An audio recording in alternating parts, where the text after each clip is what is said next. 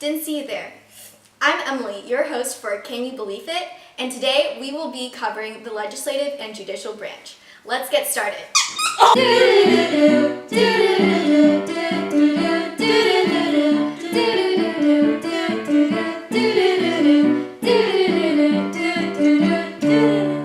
So, what is the legislative and judicial branch? The legislative branch is the branch of government that writes up and votes on laws, aka Congress. The judicial branch is the branch of government that interprets the laws and determines how to apply them in real-life situations. Let's start with the legislative branch. The United States adopted a bicameral structure in our legislative branch, meaning our Congress has two branches or chambers. We have the House of Representatives and the Senate. So, what's the point of having two chambers of Congress? So when the Constitution was first being made, there was a major argument on how the states were going to be represented. The smaller states wanted Congress to be comprised of equal representatives from each state, while the larger states wanted representatives based on population. Eventually, a compromise was made called the Connecticut Compromise, and two houses were made. The Senate, where each state had two representatives, and the House of Representatives, where representatives were based off of state population. Now we know why there are two chambers, but let's discuss what makes them different in the thought bubble. In Congress, the Senate is made up of senators and the House of Representatives is made up of members. To be a senator, you must be at least 30 years old, a resident of the state you wish to represent, and 9 years a citizen. Senators serve 6-year terms. To be a House member, you must be at least 25 years old and resident of the state you represent. They serve 2-year terms. The House of Representatives have two different roles. The House of Representatives begins all revenue bills, selects the president if there is no electoral college majority, and initiates impeachment proceedings. The Senate has the power to approve presidential appointments and treaties and try impeachment proceedings. Congress has a lot of power given to them, though through Article 1 of the Constitution, because founding fathers wished to have a law-making body that was fair. Article 1 gives Congress certain powers that are either explicitly stated, i.e. taxation, or implied, like the necessary proper clause. Speaker of the House. The officer of the House of Representatives is selected by the majority party. The Speaker presides over House meetings, recognizes speakers, refers bills to committees, answers procedural questions, and declares the outcome of votes. The officer of the Senate is the Vice President of the United States. The Senate also chooses a temporary presiding officer, the President pro tempore, to run meetings. So, how does Congress make laws? First, a bill is introduced, numbered, and assigned to a committee or subcommittee. Committees are groups of people who specialize in a certain field and are given the responsibility of reviewing possible bills that they are well versed in. They get to review all the possible bills and present them to the House and/or Senate for approval. Their job is to screen the important bills and pass them on to the next step of the lawmaking process, debate. After a bill is approved by a committee, it is debated upon by whatever chamber it was presented in. For the House, the Rules Committee sets the strict terms for debate due to the large amount of members in the chamber.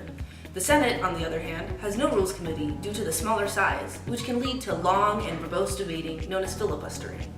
In both houses, the bill is then brought to the floor to debate and amendments are offered once more. The bill is voted on and the two different versions of the bill is created through discussion in the House and in Senate go through a conference committee to iron out the differences. The bill is then brought back to a full House and a full Senate for a last vote, and then once it passes, it goes to the President for approval. Because Congress has such an important and influential role, many people attempt to influence which bills are passed or killed. Filibustering in the Senate could kill a bill by using up all the time for debating to talk. Groups of people known as lobbyists can influence members of Congress by providing money donations or important information that sways members in a certain way. These diverse interest groups represent specific populations of the people and are important to bring attention to issues in the country. There are many different aspects that influence an individual's decision in Congress. A member's own philosophy, party influence, presidential influence, constituency influence, and lobbying all act as factors that can affect a member's decision. For example, a member may vote according to the party they identify as, or act in accordance to what the president wants. Congress may vote for a president's idea in order to escape any blame that may occur in the future. Another thing that influences a member's decision is the fact that most members want to be re-elected. Constituents are the voters of a state who have elected a member into Congress. Many members of Congress want to keep those constituents happy in order to be re-elected, so they act in how they believe constituents want them to. This is known as being a delegate. However, not all members act as a delegate.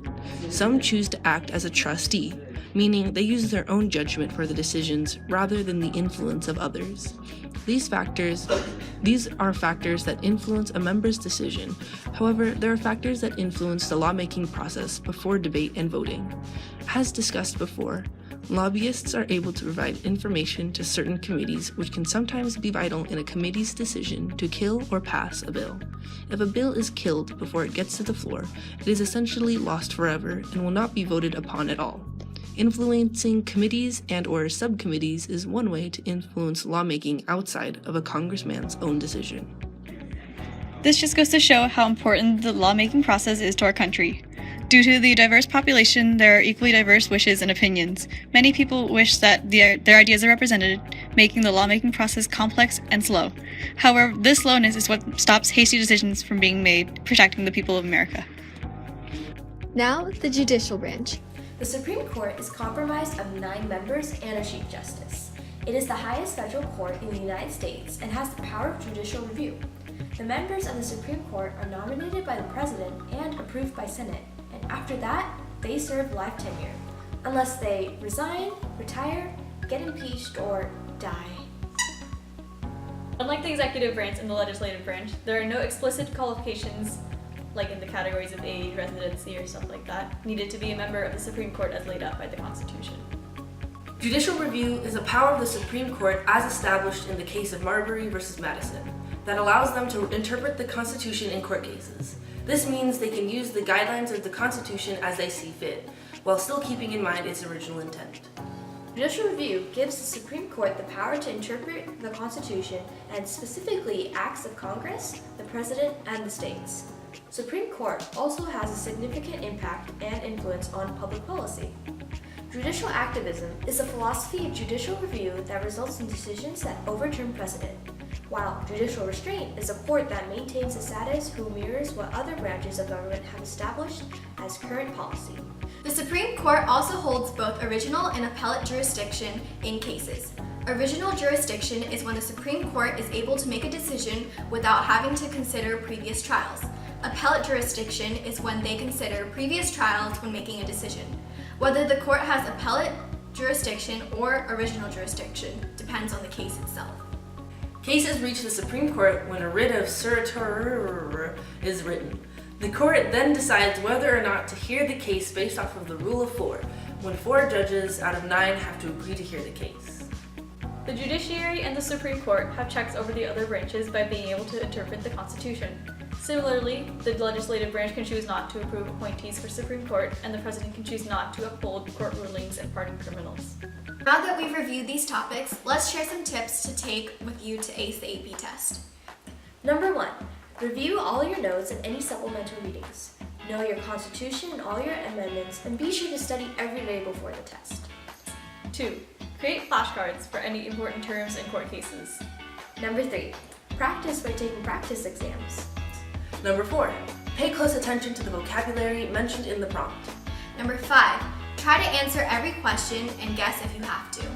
Number 6. Eat a good breakfast. Avoid sugary contents. And lastly, use the bathroom before you go.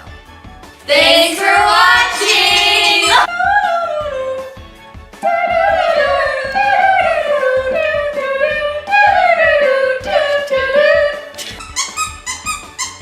Hey, didn't see you there. I'm Emily.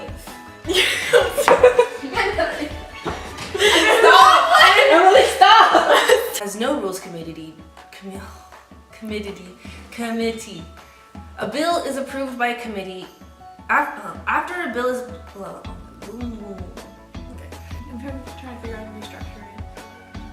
The Senate, where each state had 2 senators, and the House of Representatives, where representatives were. Rulings or part of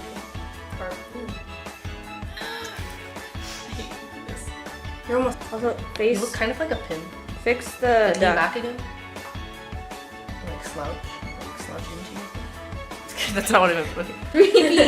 Don't do it. Number 4. Number 4. Play Number 4, play, not play. Sorry.